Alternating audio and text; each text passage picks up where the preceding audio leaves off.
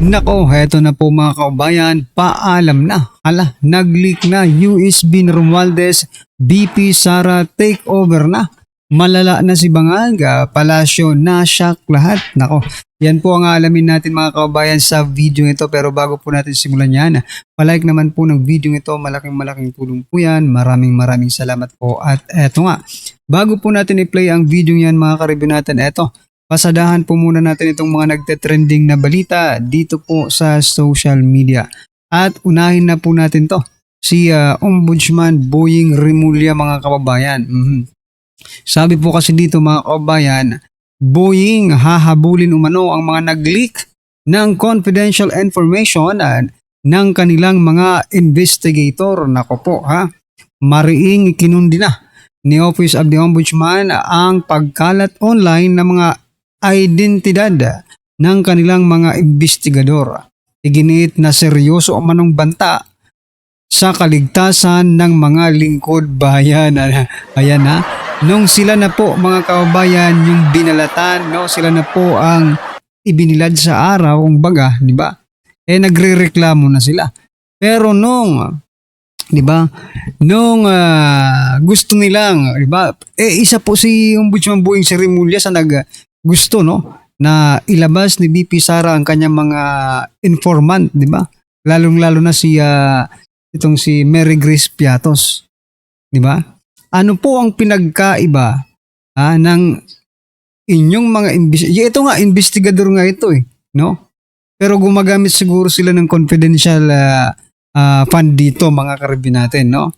Sa pagkuha ng mga confidential information.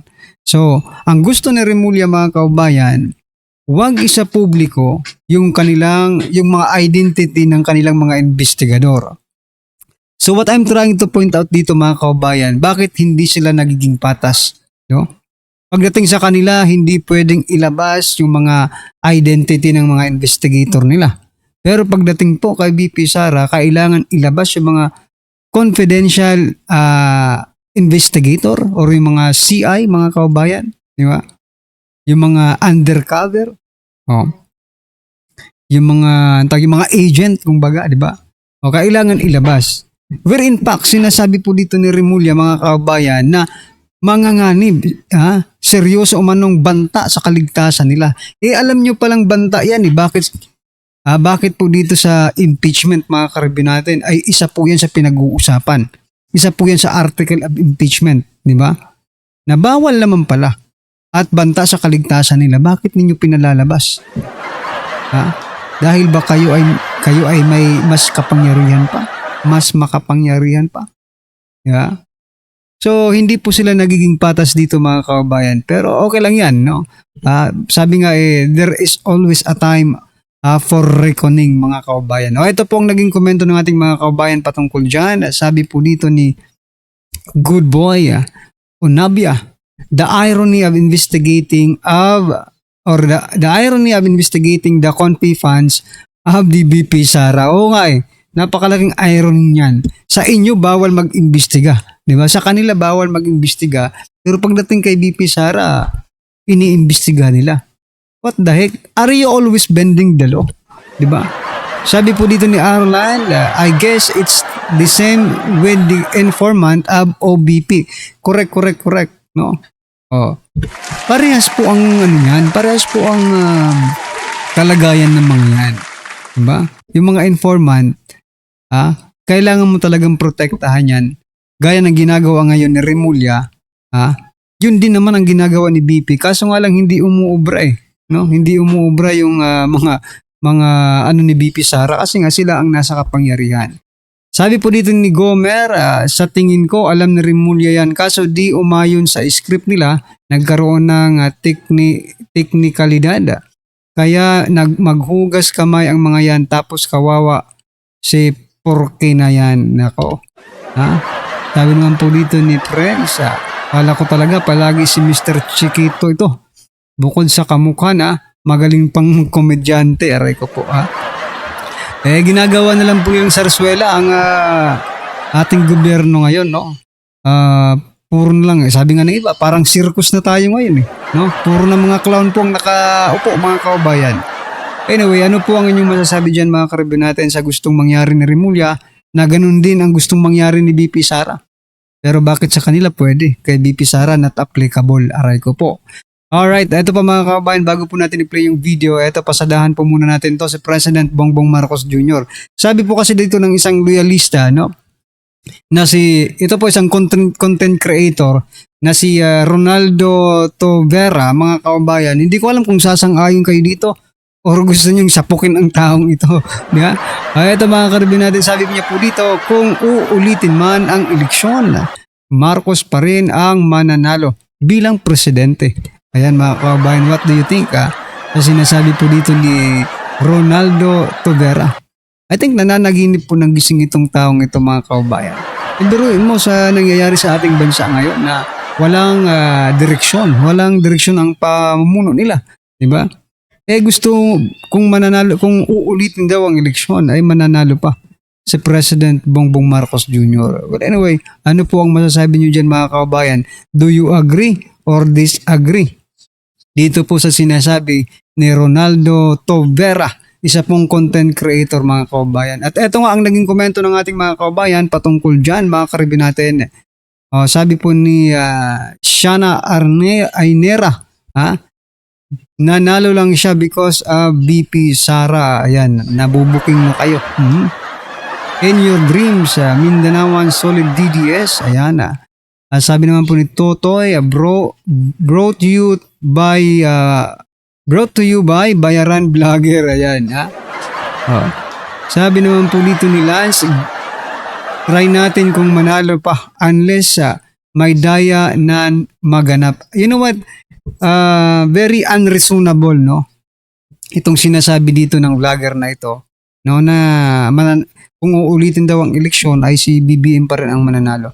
Tingnan niyo po yung mga naging sorbi ng mga presidente, no?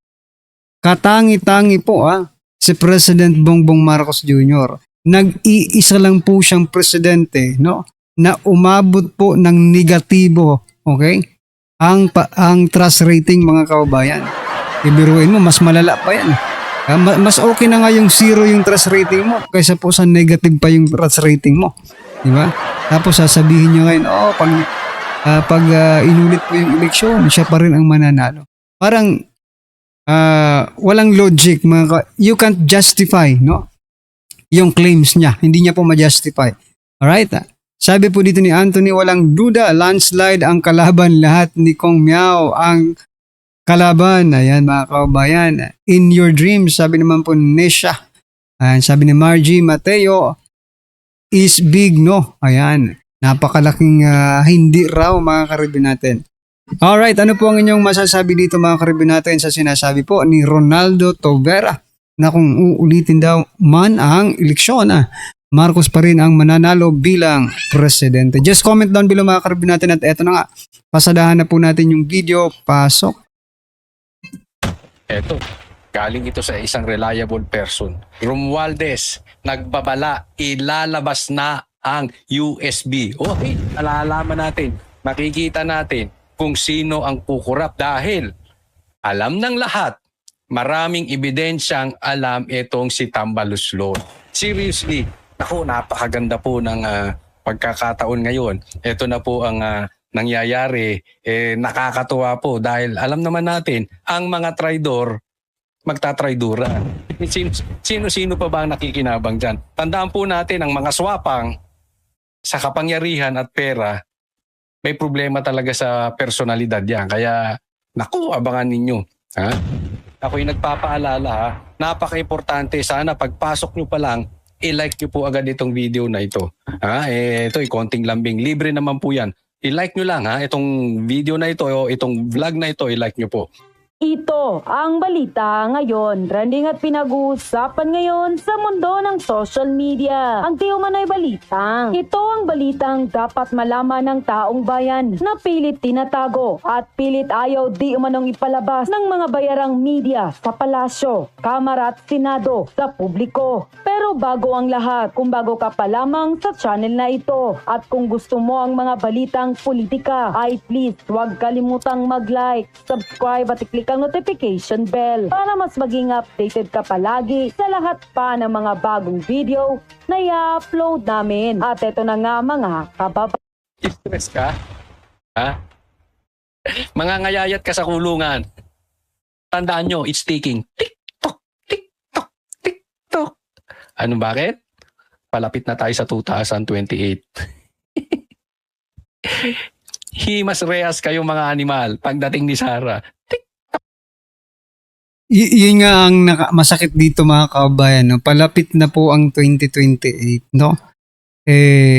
Wala pa rin, no? Anong progreso po ang nakamit ng Pilipinas sa pamumuno ni President Bongbong Marcos Jr., no? Meron po ba? Or mas lalo pong nalugmok sa utang ang Pilipinas at nalugmok sa korupsyon ang Pilipinas. Di ba? Yun lang po ang nakakaano dito. Parang nakakahiya kasi 2 taon na lang.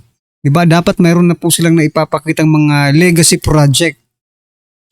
Pero hanggang ngayon mga kababayan, naghahanap pa rin po ang sambayan ng Pilipino kung nasaan na po yung mga project na yan.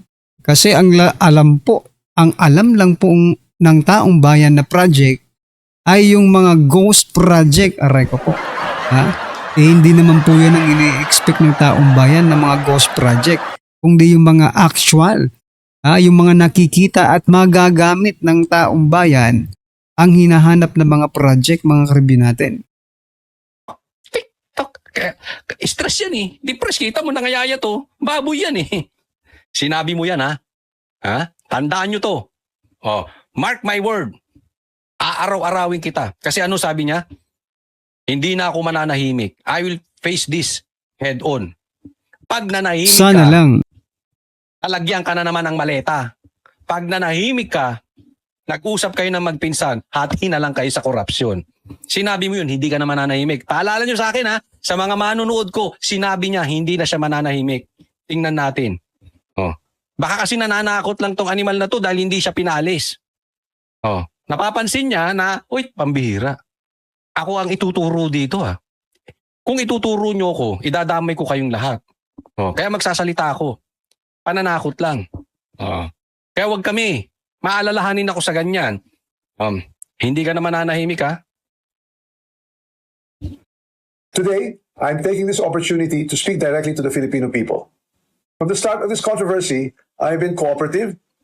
I personally appeared before the proper authorities. I voluntarily submitted my affidavit to the ICI. I provided... Kakampi nyo yung ICI, bugok ka ba? So ako, naghihinala na ako dito kay Romualdez kung magsasabi ba ito ng totoo o hindi mga kababayan. Kasi sinasabi niya pa lang ngayon, di ba? From the very start of this investigation, I've been very cooperative. Pero saan po ng pagiging cooperative ang nakita nyo kay Romualdez sa panahon po ng mga investigasyon, mga karibi natin? No? Hindi nga humarap ito sa Blue Ribbon Committee. So, ibig sabihin, there is a possibility na itong ginagawa niya ngayon ay posibleng drama lang kaya ito? Kaya nagtatanong po tayo mga kababayan, kung ito bang ginagawa niya ngayon na paglabas niya, para bang gusto niyang sisihin yung administrasyon, I mean, si President Bongbong Marcos itself, no? Dahil sinabi niyang executive, di ba? So, drama lang ba ito? Ano ba talaga ang motibo ni Romualdez? Bakit niya ito ginawa?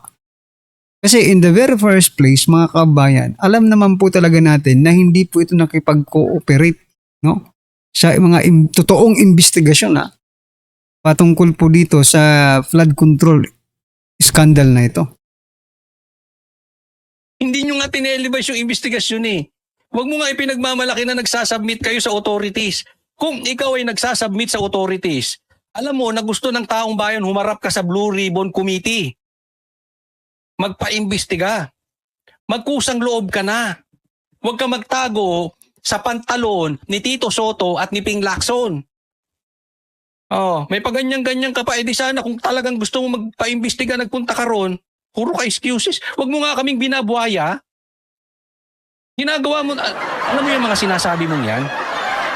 Hindi ka mahal ng taong bayan. Sa tingin mo may naniniwala na inosente ka? Bukod doon sa mga trolls mo? Tanga ka. O ginagawa mong tanga mga Pilipino.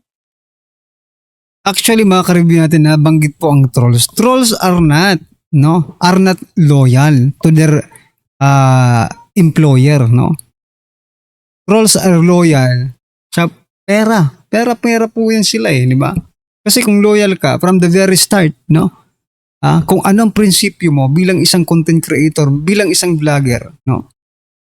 Yun na ang paninindigan mo, mga kababayan. Yun na. Hindi ka na hindi ka na babaliktad pa. I mean, kahit anong pera pa yan, kung ikaw ay totoong may prinsipyo, di ba? Kahit bayaran ka pa ng ilang dyan, doon ka pa rin sa prinsipyo mo. Kasi ang iintindihin mo yung mga taong naniniwala sa iyo I want to make this simple and clear. The national budget does not depend on just one person. The budget does not begin in the House. It begins in the executive. Yun. Ha? Maliwanag. Ha? Ang budget hindi po nagsisimula sa House, sa executive. Ito na po yung lagnagan. Kaya lang, mas maganda, diretsuhin mo na tambaluslos. Alam nyo po, dito dinadaplisan niya na si Bongbong Marcos. Executive, binabanggit niya na yung executive. Hindi daw kaya ito ng House lang. At hindi niya lang daw kaya ito. Yung House man lang, marami pong miyembro. Exactly. Etong Ghost Projects, ano mo sabi nila diyan? Diba? Sindikato yan. Marami yan. Lahat yan gumagalaw. Kaya nga, yung 18 Marines, sinabi ang daming nakatanggap ng maleta. Hindi lang naman ikaw ang nakatanggap ng maleta Marami po, yung iba envelopes. Pati nga yung hindi politiko na si Trillanes nakatanggap ng maleta Kaya sindikato po yan. Ang mastermind lang, kayong magpinsan. Pero nilalaglag niya na dito si Bongbong Marcos. Ito yung matagal ko nang sinasabi. Maglalaglagan talaga itong magpinsan na ito. Kasi po kung kayo ay nasa katayuan ko, bilang isang member ng SMNI at isang vlogger din, news anchor at vlogger, may mga kumakausap sa amin. At yung mga amuyong nitong mga to, nilalaglag yung kabila. Halimbawa, may kakausap, oy, ilaglag mo si Bongbong. Ilaglag nyo mabuti yan. Diba? Yung kabila naman, oy, ilaglag nyo si Tambaluslos. Ilaglag nyo yan. Sa akin, dati ko namang binabanatan yan. Hindi. Mag-focus kayo kay Bongbong. Yung kabila, mag-focus kayo kay Tambi. Ganyan po ang gawa niya. Hindi po ako nagbibiro sa inyo. Kaya alam ko, matagal na, maglalaglagan tong mga to. It's just a matter of time. Kasi yung sundalo pa lang nilang naglalaglagan. Pero darating din dun sa pinuno. Nakukuha niyo po. Hindi naman pwedeng naglalaglagan sa ilalim.